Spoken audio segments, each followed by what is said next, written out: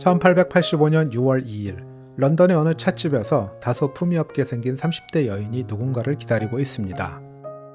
레베카 자렛이라고 하는 이 여성은 어릴 때 아버지가 가족을 버리고 떠났는데 그 후 직업 여성이 된 어머니와 함께 어릴 때부터 어머니와 같은 일을 하며 하층민의 삶을 살았고 커서는 런던의 대표적 빈민가인 화이트채플의 한 업소에서 포주 노릇을 하며 살았습니다. 그러나 지금은 예전에 하던 일을 버리고 구세군에서 일을 하고 있었습니다. 날이 어두워질 무렵 잘 차려입은 한 신사가 들어와 레베카와 합석을 하고 무언가 이야기를 주고받습니다. Do the children follow knowingly then? The children are unaware, but surely the parents cannot claim ignorance. If they are taken unawares in such a manner, is it not forced violation? One might see it so, yet there are countless willing to pay whatever sum is demanded. But would not the young girls scream and resist and protest? What use would it be? Screams in such a place bear no weight. In time, they come to accept their lot.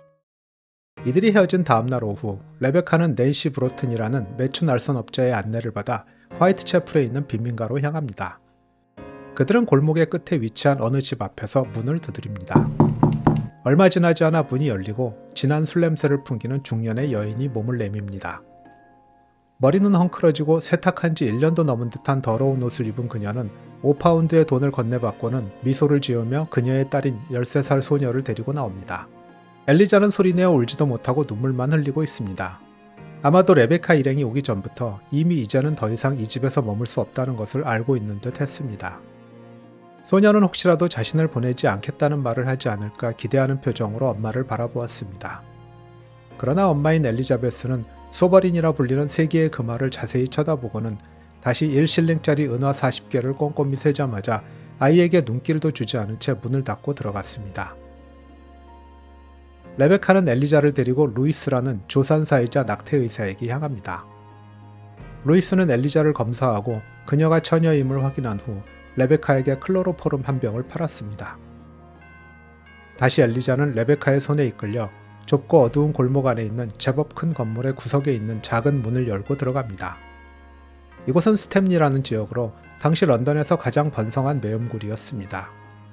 레베카는 어리둥절해 있는 엘리자에게 초콜릿 한 조각을 주며 침대에 누우라고 하였는데 엘리자는 지금까지 초콜릿을 본 적이 없었습니다. 처음으로 먹어본 초콜릿은 하루 종일 슬프고 힘들었던 엘리자에게 약간의 좋은 기분을 주었습니다. 레베카의 말에 따라 침대에 누운 엘리자의 코 위에 거즈가 놓여지고 잠시 후 달콤한 냄새와 함께 잠에 빠져듭니다. 어두운 방에서 희미하게 눈을 뜬 엘리자는 어딘가에서 들려오는 신음소리와 비명소리에 몸이 오싹해짐을 느낍니다. 그리고 침대 옆 구석에서 어느 신사가 그녀의 앞에 앉아 물끄러미 쳐다보고 있는 것을 보고는 놀라서 소리를 질렀습니다. 이 신사는 주위를 한번 둘러보고는 마시던 샴페인병을 옆에 내려놓습니다.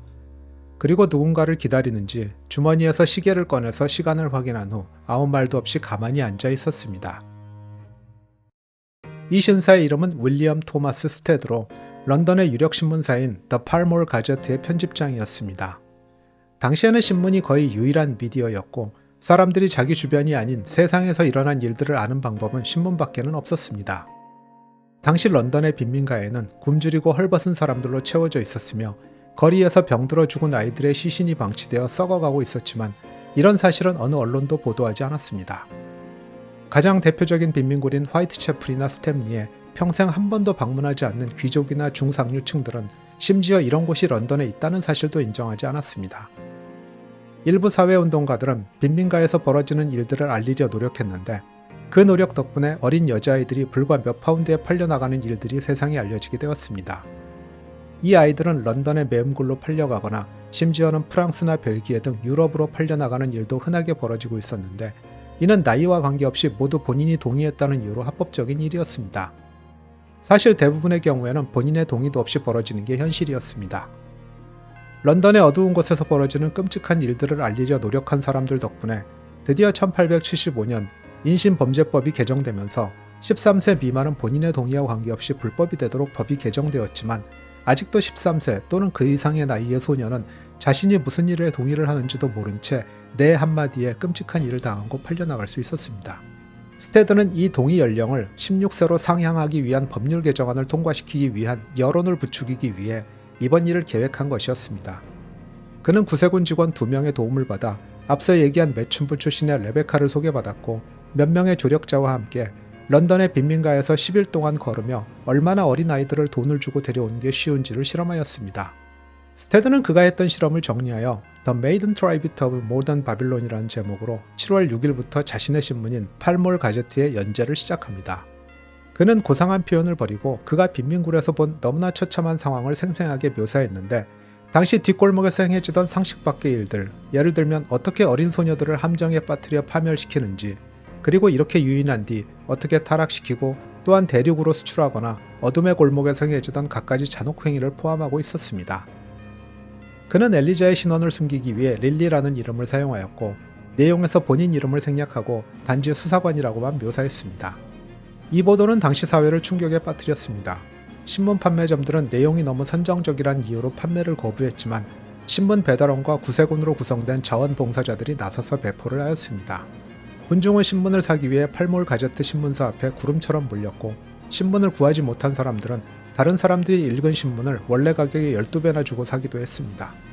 런던뿐 아니라 지방도시에서도 항의 집회가 연이어 열렸고 당시 내무부 장관이었던 윌리엄 하코트는 전국에서 폭동이 일어날 수도 있으니 기사를 철회해달라고 요청하기도 했습니다.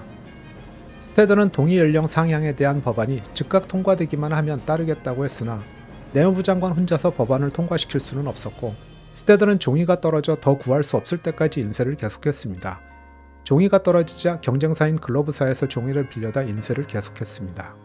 다양한 단체 그리고 버나드 쇼 같은 유명 인사들까지 합세하여 법안 통과를 요구하였고 결국 이 법안에 반대했던 의원들은 기사가 나가고 나서 한 달이 지나기 전에 이 법안을 통과시키지 않을 수 없었습니다. 한편 타임스를 비롯한 경쟁신문사들은 새로운 바람을 일으키고 있는 스타 저널리스트인 스테드를 보는 눈이 곱지 않았습니다. 그들은 스테드의 글을 토대로 관련된 사람들을 은밀히 조사했고 결국 스테드의 지시를 받아 어린 엘리자를 사오는 역할을 한 레베카를 찾아냈습니다. 그들은 스테드의 이 실험에 관련한 이들을 고발했고 스테드, 레베카를 비롯한 총 7명이 재판에 넘겨졌습니다. 이 재판에서 레베카는 징역 6개월, 스테드는 징역 3개월을 선고받았습니다. 죄목은 소녀를 데려올 때 아버지의 동의를 받지 않았으니 납치에 해당한다는 것이었습니다. 스테드는 홀로웨이 교도소로 보내졌습니다. 이제 엘리자가 어떻게 되었는지 궁금하실 거라고 생각합니다. 이야기는 다시 엘리자가 마취해서 깨어난 때로 돌아갑니다. 엘리자는 스테드가 조용히 앉아만 있는 것을 보고는 더 이상 소리를 지르지 않았습니다. 아직 마취해서 완전히 깨어나지 못해 멍한 정신에 어디선가 들리는 꾸짖는 소리와 알 수 없는 신음소리는 마치 지옥의 입구에 있는 것 같았지만 침상에서 내려오거나 무슨 말을 할 용기도 나지 않았습니다. 그녀는 잠시 후 레베카가 들어오는 것을 봅니다. 레베카는 조용히 다가와 엘리자를 안아주고는 등을 두드리며 괜찮다고 말합니다. 그리고 스테드와 몇 마디 말을 주고받은 뒤 엘리자를 데리고 어디론가 사라집니다. 그들이 향한 곳은 프린세스 루이스 홈이라는 곳이었습니다. 프린세스 루이스 홈은 1835년 설립된 자선기관으로 위험에 처한 젊은 소녀들을 보호하고 교육하는 곳이었는데요. 이곳이 설립된 배경에는 어느 14세 소녀와 관련된 비극적인 사건이 있었습니다. 런던에 사는 어느 가난한 소녀의 어머니가 돌아가셨는데 그녀를 돌보면서 일을 할 수 없었던 그의 아버지는 이 아이를 할머니와 함께 노폭에서 살도록 보냈습니다. 몇 년 후 이 소녀는 아버지에게 돌아가는 중이었습니다. 그녀는 늦게까지 걷다가 어둠 속에서 길을 잃고 템스강을 건너 슬럼 지역으로 들어갔습니다. 길을 잃고 어쩔 줄 모르는 그녀는 울기 시작했고 점잖게 생긴 어느 중년 여인을 만났습니다. 그녀는 이 아이에게 다음날 아버지를 찾는데 도움을 주겠다고 약속하며 숙박을 제공했으나 이것은 함정이었습니다. 이 아이는 납치되어 매춘을 강요당했고 그녀는 3주 후 병원에서 사망했습니다. 제보를 받은 경찰이 도착해서 수색을 하자 다른 두 소녀가 그 여자의 딸과 함께 집에서 감금된 채로 발견되었습니다. 이 사건이 언론에 의해 부각되자 탈봇을 비롯한 뜻있는 사람들이 자금을 후원받아 청소년 매춘 방지협회를 설립하였습니다. 그 후 1873년 빅토리아 여왕의 딸인 루이스 공주의 후원을 받게 되면서 이 시설의 이름이 프린세스 루이스 홈으로 변경되었습니다. 이곳은 11세에서 15세 사이의 소녀들을 보호하고 교육하며 그들이 가정도우미로서 자립할 수 있도록 돕는 곳이었습니다. 입소한 소녀들은 읽기, 쓰기, 산수 등의 기본 교육뿐만 아니라 재봉과 세탁 기술 등 가사 기술을 배우며 이후 가정도우미로서의 삶을 준비했습니다. 한 번도 학교 비슷한 곳을 가본 적이 없는 엘리자는 이 시설에서의 엄격한 규율과 생활 방식이 매우 낯설었지만 금방 적응해 나갔습니다. 이곳에는 매일같이 술에 취해 물건을 집어던지고 때리는 어머니도 없었고 집에 드나들던 거칠고 무서운 아저씨들을 피해 거리에서 웅크리고 잠을 자지 않아도 되었습니다. 가장 좋은 것은 더 이상 끼니를 굶지 않아도 된다는 것이었습니다. 엘리자는 이후 스테드의 소개로 구세군에서 몇 년간 일을 하다가 같은 곳에서 일하는 남자를 만나 결혼을 하고 6명의 자녀를 낳았습니다. 그동안 스테드는 엘리자를 계속 관심을 가지고 돌봐주었고 1906년까지도 꾸준히 엘리자에게 편지를 보내 안부를 묻는 등 후원자로서의 역할을 하였습니다.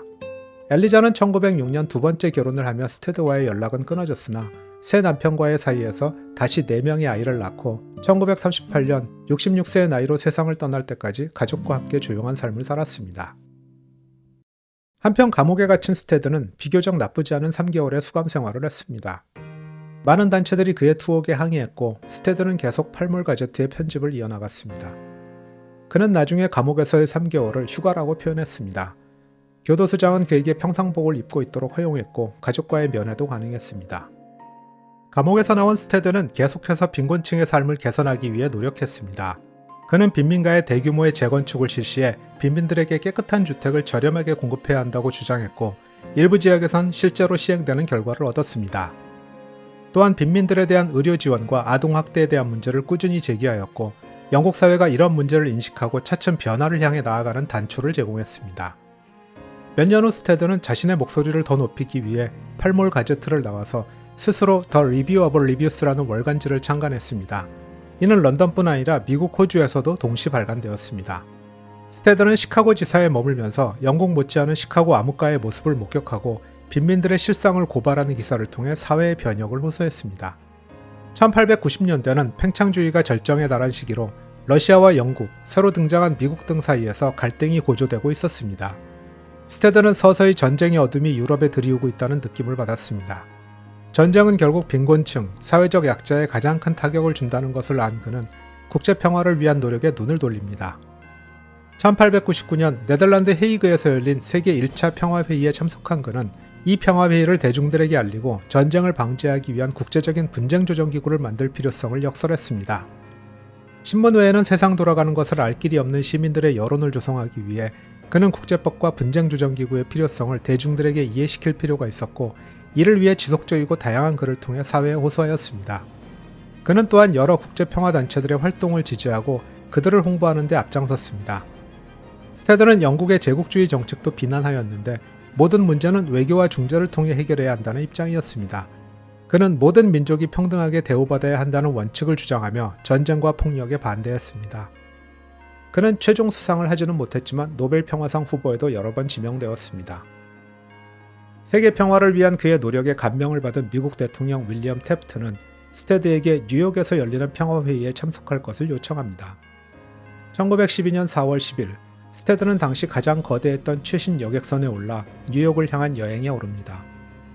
사우스햄턴을 출항하고 4일이 지났습니다. 천성적으로 쾌활하고 이야기하는 것을 좋아하던 그는 그날도 많은 사람들과 유쾌한 저녁 식사를 한 뒤 밤 10시 30분경 잠자리에 들었습니다. 몇 시간 뒤 소란스러운 분위기에 잠을 깬 스테드는 갑판으로 나왔는데 배는 침몰하고 있었고 이미 갑판은 구명보트를 타려는 승객과 질서를 유지하기 위해 분주히 뛰어다니는 승무원들로 매우 어지러운 상황이었습니다. 어느 젊은 남자가 줄선 여자들 사이를 밀치고 들어와 구명보트에 오르려 하는 것을 본 스테드는 선원들을 도와 구명보트에 사람들이 질서 있게 탑승하는 것을 도왔습니다. 새벽 2시가 약간 넘은 시점, 배는 점점 기울고 있었고 스테드는 마지막 구명보트 내리는 것을 도운 뒤 옆에 있던 한 노인이 구명조끼가 없는 것을 보고는 자신의 구명조끼를 건네주었습니다. 스테드는 이제 침몰하는 타이타닉호에서 뛰어내렸고 물에 떠다니는 한 나무 더미에 매달렸습니다. 그때 스테드의 옆에는 존 제이콥 에스터 4세가 있었는데 그는 타이타닉호에 탑승한 승객 중 가장 저명하고 또한 부유한 미국인 사업가였습니다. 북대서양의 얼음장같이 차가운 바닷물에 두 사람의 심장은 몇 분을 견디지 못하고 멈추었고 스테드의 시신은 끝내 발견되지 않았습니다. 저널리스트의 일반적인 사명을 넘어 직접 행동을 통해 평생 사회적으로 소외받는 사람들 편에 섰고 정치가들의 욕심에 의해 희생되는 무고한 사람들을 안타까워하며 평화운동에 헌신했던 그를 위해 미국에서는 1920년 뉴욕 센트럴 파크에 그를 위한 기념 조각이 세워졌습니다. 그리고 그의 사무실이 있던 영국의 템플에서도 역시 그의 조각상이 세워졌습니다. 또한 그의 고향인 엠블턴의 한 도로에는 W.T. 스테드 로드라는 이름이 붙여졌으며 그가 살았던 달링턴에는 그의 이름을 딴 술집도 있다고 합니다.